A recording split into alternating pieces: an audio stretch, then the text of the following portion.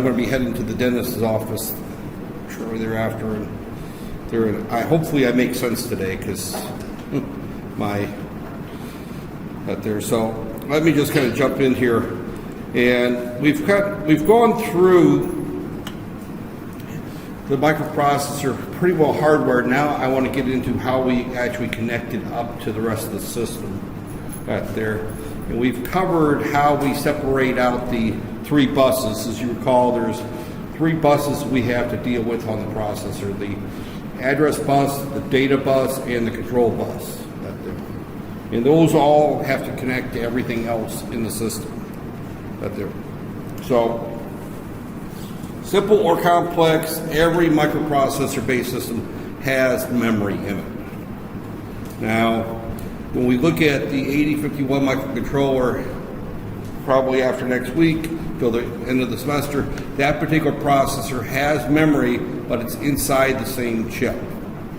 The 8086, the 8088, the memory is external.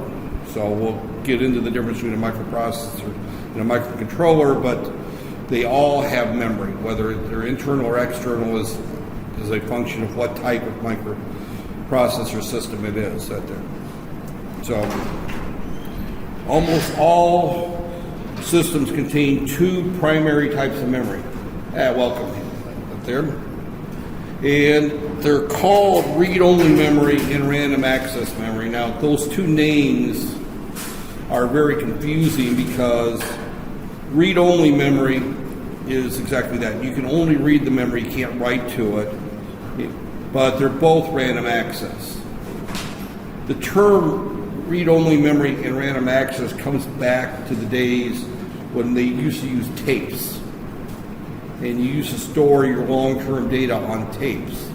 And it's sequential access memory there. Because a tape, you would,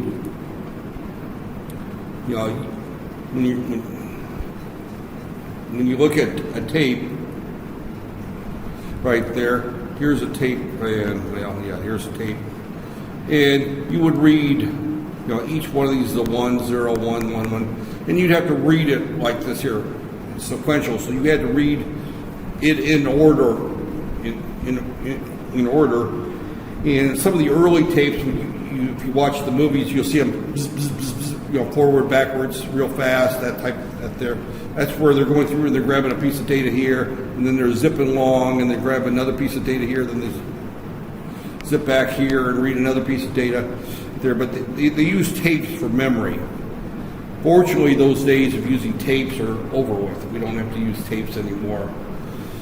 One of the first computers that I had was a Timex Sinclair, and then even the old VIC-20s, Commodore 64s. I had an Heathkit H8 for a while. These are all second-hand computers I bought from garage sales and things like that. But these were a lot of the early computers that I played with, and those had tape drives with them, right there. So when I first started out, tape drives were the primary type of storage on personal computers or desktop or home computers. And even a couple of the commercial systems I had. At the university, I had a system called a RT11 based system. It was put out by a company called DEC, and it had 2 little tape cartridges that went into the front.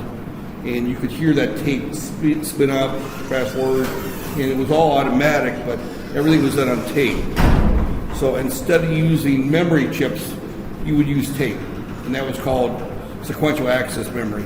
Well, that sticks with us today, because now we have random access memory, but both RAM and ROM are both random access. The term random access means that I can put an address on the address bus and read any memory location in the memory. That's random access. So ROM is actually random access as well. I prefer the terms read-only memory and read-write memory. So this term RAM will probably disappear as time goes by, but like anything else, it takes a long time for obsolete terms to disappear in the computer industry. But read-write memory and RAM memory, and what's contained in those 2 types of memory is usually different. Read-only memory is typically used for programs, not necessarily data. Data that changes is probably going to be stored in, or what has to be stored in read-write memory right there. If we look at a computer system, a desktop computer system, it's probably going to have far more RAM than it's going to and I still use the term RAM, but read-write memory, then it's going to have read-only memory right there. If we look at something like an embedded system, such as a gasoline pump or a petrol pump, or a dishwasher or a microwave oven, where most of what's stored is programmed, then it's going to have more read-only memory or RAM right there. So, again, that's a difference in the application right there. Yeah, and unfortunately, to further confuse things, there is a whole classification of read-only memory that actually you can write to. An example of that is your cell phone. If you've got a cell phone, say with a 32 gig memory chip in it there, that's actually ROM in terms of the way that we would approach that from a computer standpoint. But we can write to it right there. And that's actually storage. So when we talk about memory is different than storage. So when we look at your cell phone and the little memory cards you have, or what you put your music on, that's going to be placed in storage. And storage is now a type of memory chip right there. It used to be storage was a disk drive or a tape drive right there, but now storage has gone to solid state storage right there. Matter of fact, a lot of the computer memory boards are coming with solid state drives that you mount on the motherboard. So you have this whole concept of solid state memory, but it's being used as storage. So, and we really haven't got into the difference between storage and memory, except for storage is for long-term use. Memory is used for intermediate. When you power down, everything that's in the read-write memory is lost right there. Anything that's in storage is kept. You save a song on your cell phone, it's kept there. So, but you download a picture from, was a Telegram or WhatsApp or whatever, that's stored on the memory card right there. So that's stored in memory, or saved in storage, I guess is the term I'm going to use. It's saved in storage. But if you're looking at something and then you turn off, reset your phone, and it's gone, it's in the memory. So okay, we're going to be looking at this chapter here, and we're not going to go into it in great detail. The goal is to finish this chapter up within about 2 or 3 days, prep for a midterm exam and then come back next week and move on to the software portion of this course. So we could spend, by the way, a lot more time on hardware, but this is a 1 semester or 8-week course, 7-week course. We don't have a lot of time. So, okay, we're going to spend a lot of time looking at memory decoding right there, and how to use the various outputs to select which memory devices right there. And there will be at least one question on the final exam dealing with memory decoding right there. Possibly 2 parts of the question. We won't be using PLDs. We're going to skip that part. And we will be looking at RAM and ROM. We won't look at error correction. We won't be looking at interfacing to 64-bit, 32-bit. We'll probably stick to only 8-bit in our discussion right there. So we'll keep life simple, and we'll only deal with 8-bit memory interfacing right there. So, and we won't get into the dynamic RAM, so we're going to skip some of that there. Okay, memory devices right there. There, again, we're going to look at a memory device there, and basically there are 4 types that are covered in this chapter. There, the read-only is the one that I mentioned earlier. That's that there. Of the read-only, there's several types. There's, how do I want to say, mask, That's done at the factory. There's PROM. There's EEPROM, and my pen is doing this thing. EEPROM, right there. And then, of course, we mentioned the E squared PROM. You'll sometimes see that written E squared PROM, right there. These are electronically erasable read-only memory, right there. That's essentially what your flash cards are. They're E squared PROMs, right there. They're as a matter of fact, the term flash memory and flash card comes from that term right there. But it's a type of read-only memory that we can electronically erase and reprogram it there. Now, E squared PROM is typically much slower than RAM, right there. So, right there. And of course, read-only memory, you can only program one time. Now, there are the erasable types where you can actually put in a UV light. That's not very common anymore. Typically, PROMs are either mapped, in other words, they're programmed one time at the factory and they're left with the software forever. Those are tending to go away, and the double EEPROMs are typically becoming the mainstay of PROMs. So if you buy a brand new camera, for example, go out and you buy one of these really nice Canon EOS cameras or Nikon cameras, the software for those, there's typically in a E squared PROM, and you can update the software. Right there. When you buy a new motherboard, you can reflash the BIOS. Anytime you hear the term reflash memory, or update the operating system, that typically means that it's an E squared device. That there. Most DVD players, for example, although DVD players are starting to disappear, they can be reprogrammed. You can reflash the software firmware in there. The term flash memory, you'll hear the term firmware to talk about that there. Firmware means that it's software in the term that's that's code. It's not hardware, but it's fixed. You can't change it easily, right there. So, and some examples of that is if you've got, for example, a iPhone, if you upgrade from iOS 7 to iOS 8, that's usually a firmware update right there.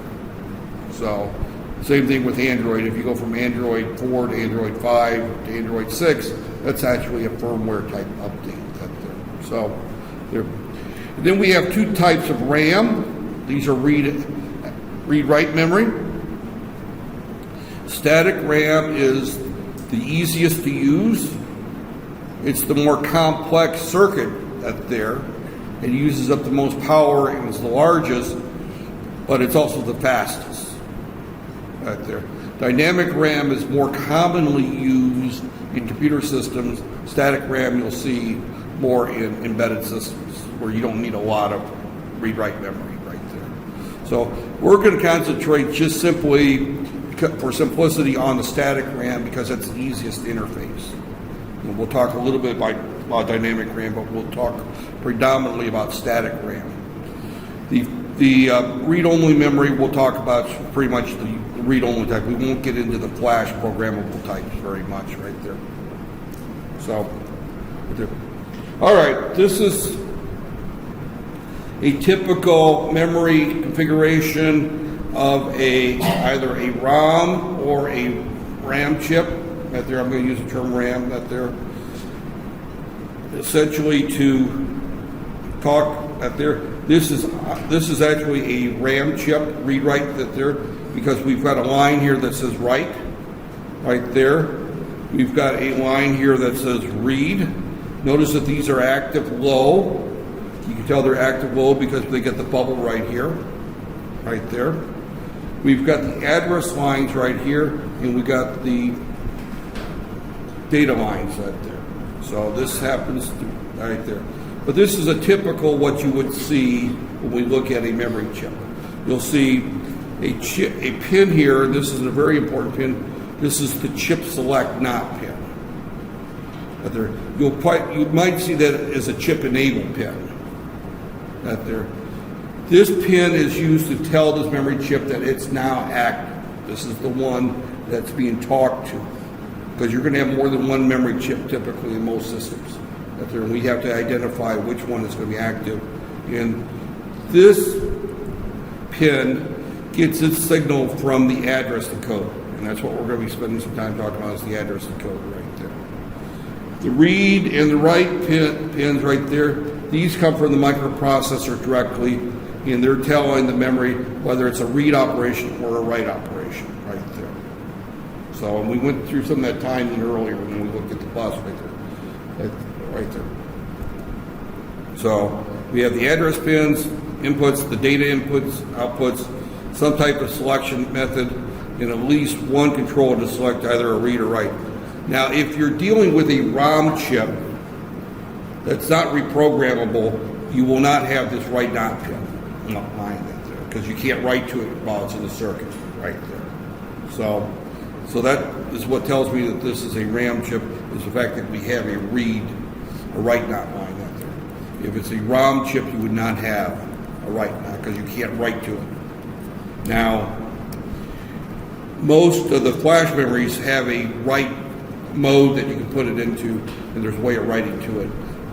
Again, because of the purpose of time, we're not going to get into much detail on those right there. So, okay, we have our address lines to select up there. They go from A0 to AN. Now, AN tells me the size or how many memory locations there are on this memory chip. As a general rule, the number of locations is equal to 2 to the n plus 1, actually, n plus 1, because we're going from A0 to AN right there.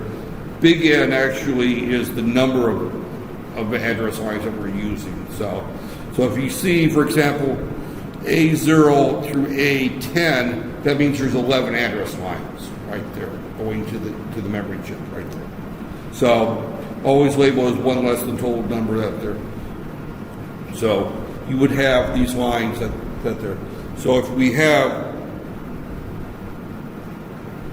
and where's my calculator? So if we have in this particular case, I said that there's, here I said that there's 10 address, or A0 to A10, so there's 11 address lines, so it's 2 raised to the 11th, so this is a 2K memory chip right there. Now, again, we're talking very small numbers in comparison to what we're looking at today. You look at the Samsung Galaxy, their flagship phones, the S7, the S6s, the Notes 4, 5. I think, is Note 7 out yet? Because they're going to skip the Note 6. I think the Note 7's out now or close to it. But they all have 3 gig of RAM in that there. So when we look at something like that, when I look at a 2K, that's less than 1,000th of what those memory that there. But again, we're talking about devices with 32 address lines, large number of address lines. So if we go 2 raised to the 30, 2 raised to the 32, you see now we're talking, here we're talking K, we're talking 4 terabytes that we can address with 32 address lines. So that's plenty of address lines right there. And I think my throat's actually starting to go too as well. Hopefully I'm not getting sick for the rest of the week. Can't afford that. But I'm not complaining, but I'm actually not feeling real good right now. I haven't felt that there. So, but we've got there. And one of the test questions is always going to be, I give you a chip, and I'm going to ask you what the size and configuration of that chip is, right there. So this is how you figure that out. This is, if I give you a chip with 11 address lines, it's a 2K by, and then the number of data lines, right there. And it's almost always an 8, but it could be less than that. So again, here the example that they gave right here, they show 2 to the 10th. So this is actually a 1K memory device, 1,000 locations, right there. Every time we add an address line, we double the number of memory locations. It's the easiest way to look at it. So if we have one address line, we can address 2 locations. We have 2 address lines, we can address 4 locations. 3 address lines, we can address 8. 4 address lines, we're at 16. So every time we add one more address line, we double the number of memory locations we can address. That's the easiest way to remember. And that's where the 2 to the n plus, and I'm just going to use n. Yeah, I better use n plus 1. It's going to confuse you. Right there. Determined by the number of address pins on a memory device is determined by the number of memory locations right there. Today's common, they go from 1K to 1 gig right there. This is a little dated. Now there's as much as, I wouldn't say, 4 gigabyte is, there's some 16 gigabyte memory modules. So 16 gigabytes is pretty much the limit out there today out there. And those are dynamic RAM, and they're usually 16 gig by 1, or that there.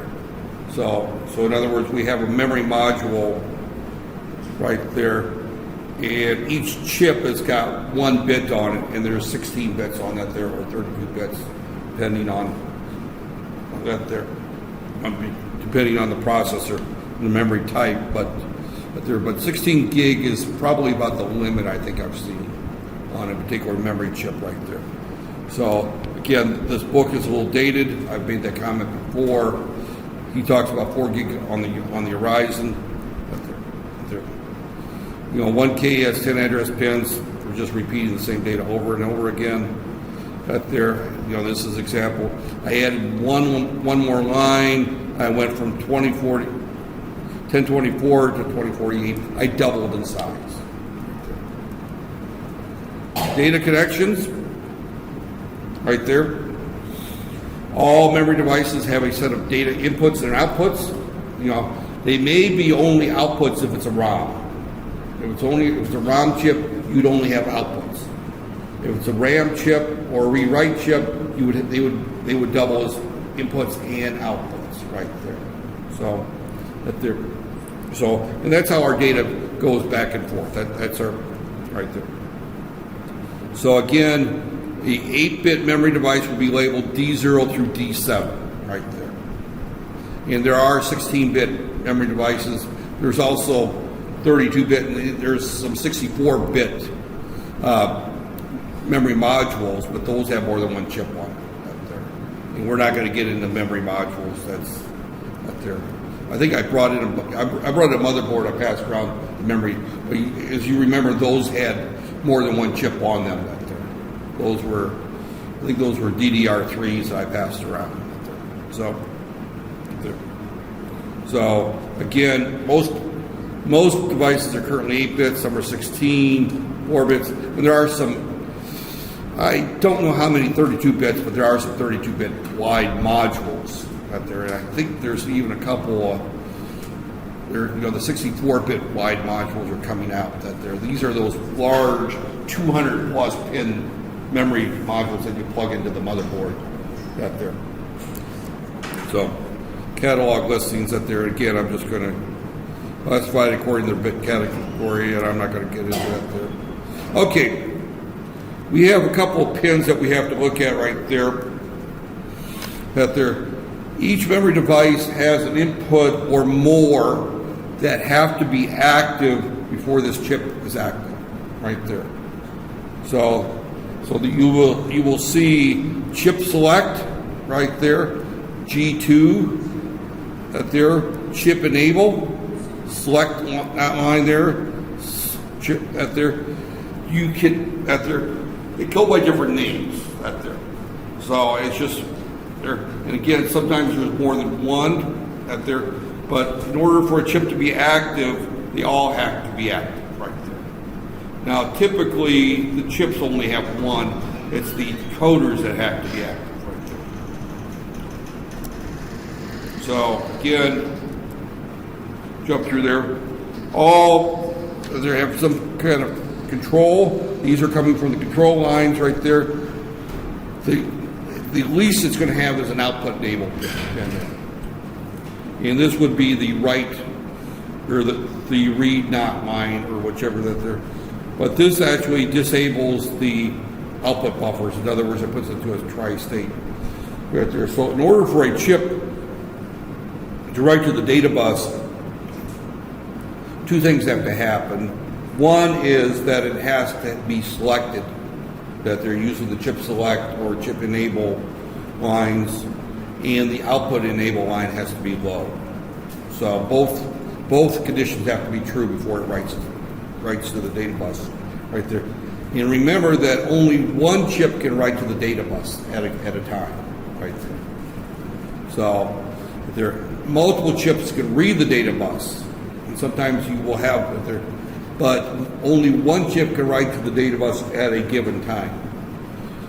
Now, as of everything else, there's an exception. Don't put this on your notes because it's not going to be on the test. But the exception would be if you have a memory module, say with 16 chips on it, each one going to a different bit on the data bus, then all 16 could write at the same time because they're each writing to a different line. So, and there are some 4-bit chips that there, so that again they could be sharing, you know, splitting up the data bus. But as a general rule, only one memory device can write to the data bus at a time, or the processor, right there. And when I say one memory device, I'm treating a module as a single device, right there. So you may have, you could have a new 32-bit module that has 32 different wires out there. A lot of out there. And I have not looked at great detail at some of the newer architectures to see how many, how many data lines there are on some of these newer processors. Simply because my general world is in the embedded world, and that's limited to 32 bits currently, right there. The desktop world has moved to the 64-bit world, but they typically share modules on the motherboard. But if you want to operate 64-bit mode, you would have 2 modules being written to at the same time. So RAM has 1 or 2 inputs. One is a read-write not line that tells it the direction, right there. It has 2, or it could have a write not line, or a output enable not line, right there. Write enable must be active to perform a memory write. Output enable must be active to do a memory read, right there. This is a very important rule. They cannot be active at the same time. You can't read and write simultaneously. That's just like holding a conversation. 2 people can't talk at the same time. Right there. And because the problem you run into is if one device is trying to write a 0 and the other one's trying to write a 1, you're going to end up with a short circuit on the board, and you'll burn something up right there. You cannot both write at the same time. Right there. So that's inactive, and they can be both inactive. If they're both inactive, and they're probably going to be inactive most of the time because the only time they're active is when they're the ones being talked to. And if you've got 15, 20 different memory devices, which one's being talked to at a given time, right there.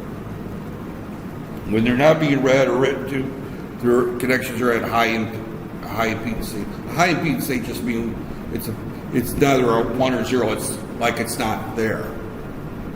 It's like an open resistor.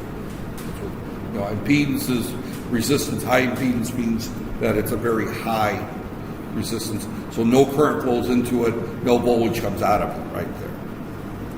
So ROM, that there stores programs that are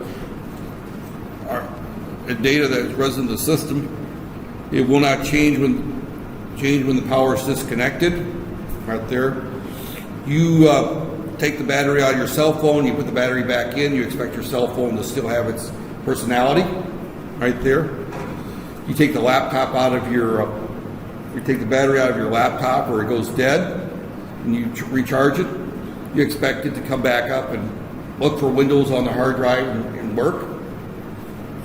If you turn off your microwave oven and unplug it and move it to a new house, and you plug it back in, you expect it to still act like a microwave oven. Right there. So ROM memory maintains its personality when it's disconnected from power. Right there. It's also called non-volatile because do not change that there. You know, I don't use the term non-volatile because that's a big word that just means, you know, that it just doesn't change it there. It's permanent. It's there whether you disconnect it or not connect power to it. Right there. So the device we call ROM, it's right there. You have different types of ROM. Back in the old days, you know, that there, and we talk, you know, I talk about the old days as if they're good. They're not all good, and that there. But we would buy ROM chips from companies like Intel or Texas Instruments or AMD or whatever, and we would tell them, you know, that you would order those. And when you did the order, you would send a file with it, which would contain the program that you wanted placed into the ROM device. And internally, what this memory looks like, right there, is you have to look at memory as a big set of drawers, right there. And each drawer has an address to it, right there. And I'm just going to put 0000, and I'm going to call this one 111 right there. I'm going to assume that I've got 16 drawers right there. And each one of these will hold a number, 1011 1100. Now this number, I just made it up, that there. So but that's the data that's stored in that particular memory location right there. And if I wanted to buy, for example, a 16K ROM device from Intel, which would be a 2016 right there, that would be 2K by 8 right there. So the part number for that was 2016 right there. And I would send, you know, I would order 10,000 of them, and I'd send Intel a file with it that would say what I wanted to have in those 2,000 memory locations right there. So when Intel made these memory devices up there, it came back to me, and my program was already in there, and I could go to my factory floor and put these memory chips in the little chip inserter on the assembly line, and you know, it would put my, you know, build my system with my code already there. So that's the way you would normally buy it if you're running production runs, and that's there. Now you can also buy a device. You know, I'll just put the part number 2716, 2732, 2764. These are EEPROM programmable devices. These are ones that I buy them off the shelf. I erase them with a. They're not very common here because Malaysians have enough sun, but in the U.S. we have tanning beds. You know, where people go and get artificial tans in January and February, especially the young ladies. You know, teenage girls like to look tan. And, you know, I always joke about, as I go around the world, I go to some place like Malaysia where the sun is hot and brutal. Everybody tries to avoid the sun, and it's considered more attractive to be fair-skinned. And then you go to some place like California, it's considered more attractive to be dark-skinned. So you got white people trying to become brown and brown people trying to become white. I always thought that was quite humorous. You know, and don't think that is anything against either skin color. I just find it very humorous that, especially young ladies, you know, that if you go to some place like California or even Indiana where I live, you got all the very light-colored people laying out in the sun trying to turn their skin color brown. And I come to Malaysia and everybody's using umbrellas trying to keep their skin colors as light as possible. But these tanning beds, you know, emit ultraviolet light right there. And this ultraviolet light will erase the chips right there. So you would put these chips underneath this ultraviolet light for 30, 40 minutes, take it out and put it in the programmer, and you can program the chip in the factory, and then you put a piece of black tape over the light so it doesn't get accidentally, or over the window so it doesn't get accidentally erased, right there. So that there. So, but those are, you know, that's the other type that there.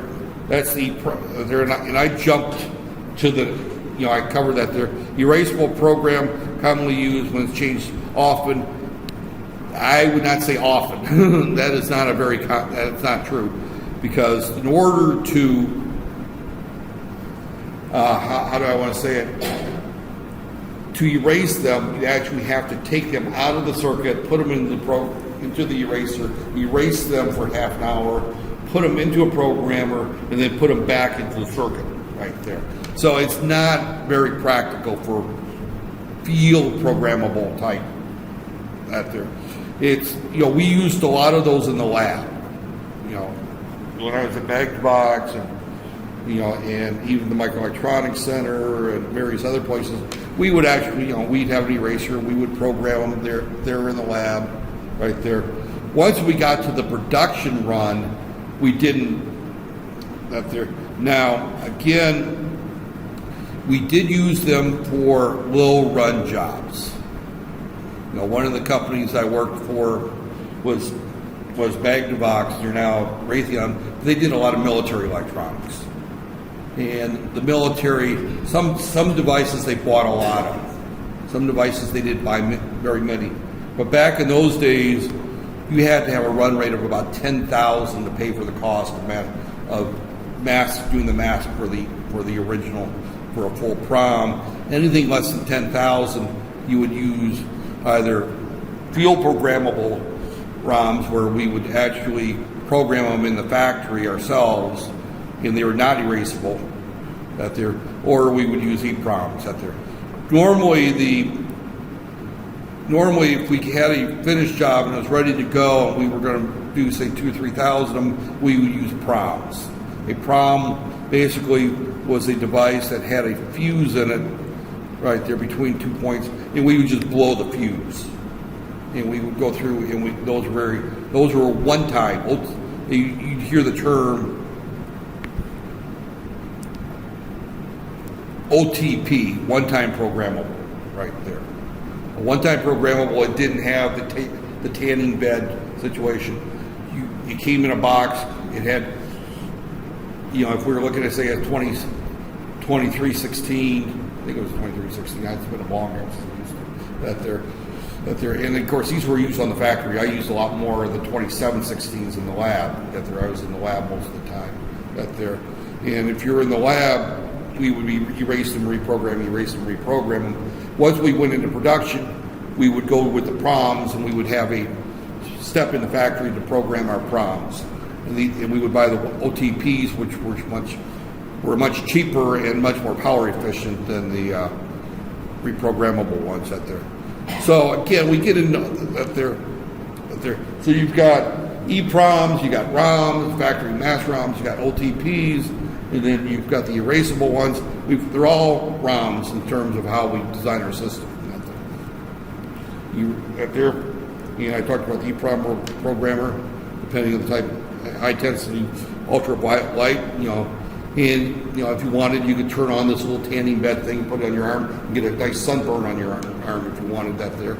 Not a very wise thing to do. Most of them had safety switches to where keep you from doing that. But and you could actually hurt your eyes pretty badly if you stared at it right there. UV light's not good on your eyes or your skin right there. They're still around. They're not common. You know, this whole discussion about PROMs, they've been replaced. That they're you don't program the read-only, program in the field by burning. And again, this is the OTP right there. We're talking about the OTP. Tiny fuses. We just burn them. You just blow them. You hit them with like 24 or 30 volts, and you just blow the fuses inside the chip right there. Once it's programmed, it can't be erased. Newer type. This is the more common today. Almost everything is using the double EEPROMs or I don't see those terms very often. They kind of went there. But the flash memory, that's the most common type of that there. So that they require you don't use flash memory in replace of RAM simply because it's much slower. It's very slow to write to an EEPROM or to a double EEPROM. That there other if it wasn't, then why would you ever use RAM?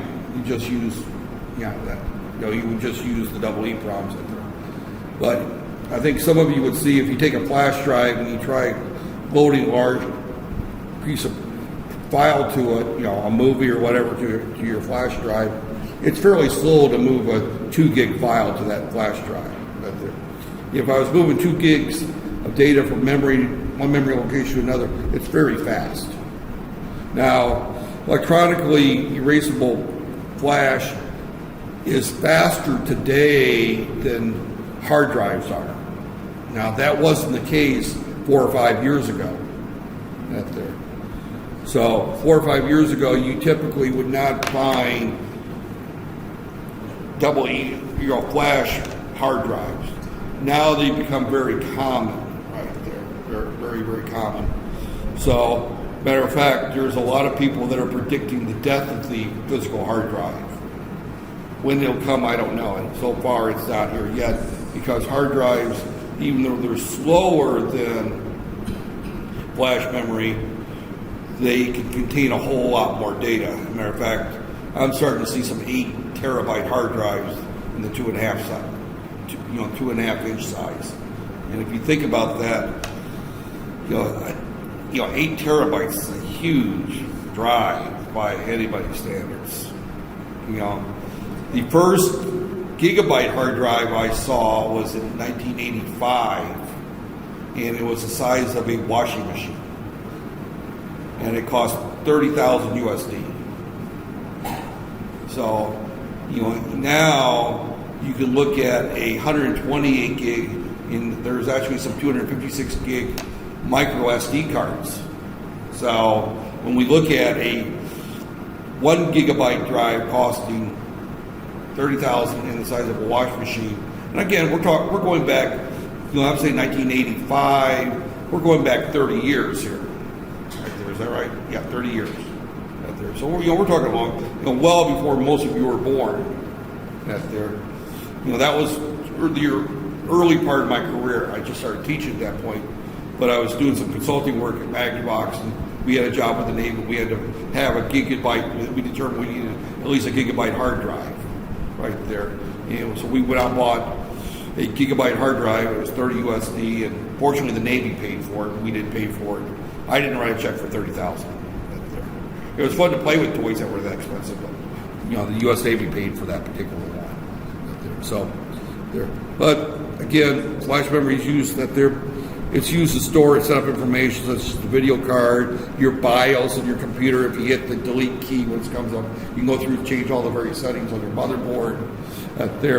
If you're on your camera, you can go into setup mode and change various things on there. You can go into your cell phone and change the various settings on that there. All that's done in electronically erasable. It's probably the number one used memory today that most people interact to, with the exception of RAM, which is the user interface, or the operating system. We'll talk about that there. But flash memory is replaced probably 75% of the storage that people use today.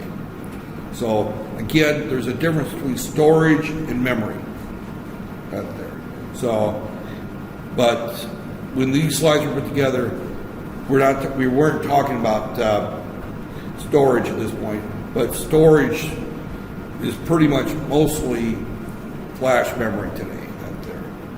And the reason I say that is we don't, most of you use your cell phones more than you do your computers out there. You use your tablets more than you use your computers out there. So as a result, the RAM in your computer, you're not using a great deal. Now, the memory in your phone, of course, you're using. There is memory in the phone as well. But again, that memory is also or well, that's memory is RAM, but you're using flash memory most of the time. Flash is almost replaced in BIOS, and I would say just line right there. Okay, you know, in other words, flash is all but replaced the EEPROM right there, pretty much everywhere around it there. So, the biggest impact is in, again, MP3 players. You know, and actually the MP3 player has kind of disappeared too. You know, that they're, you know, one of the things that a lot of people talk about is the cell phone has replaced how many gadgets in the personal arsenal of, you know, of gadgets. And you look at about 4 right off the top of the head. You know, how many people own an alarm clock today? You know, a physical separate alarm clock.